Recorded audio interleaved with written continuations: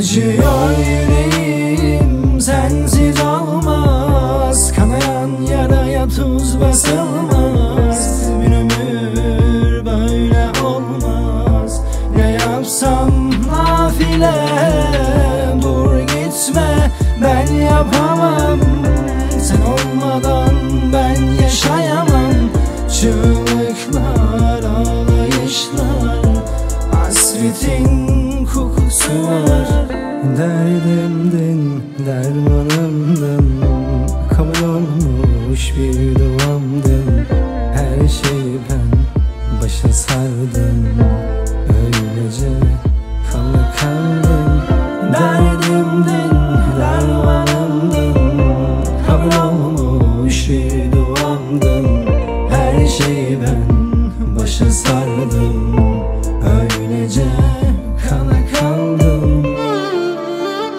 Sensiz olmaz, kanayan yaraya tuz basılmaz. Bir ömür böyle olmaz. Ne yapsam nafile, dur gitme, ben yapamam. Sen olmadan ben yaşayamam. Çığlıklar, ağlayışlar, hasretin kokusu acıyor yüreğim, sensiz olmaz. Kanayan yaraya tuz basılmaz. Bir ömür böyle olmaz. Ne yapsam nafile, dur gitme, ben yapamam.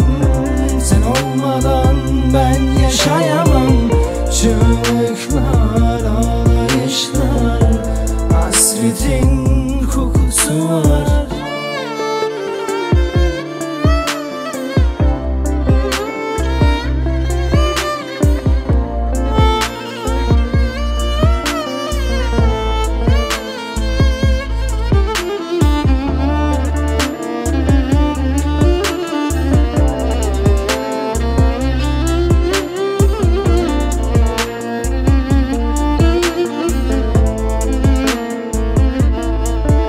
Acıyor yüreğim, sensiz olmaz. Kanayan yaraya tuz basılmaz. Bir ömür böyle olmaz.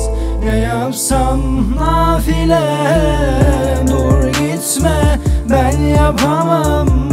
Sen olmadan ben yaşayamam.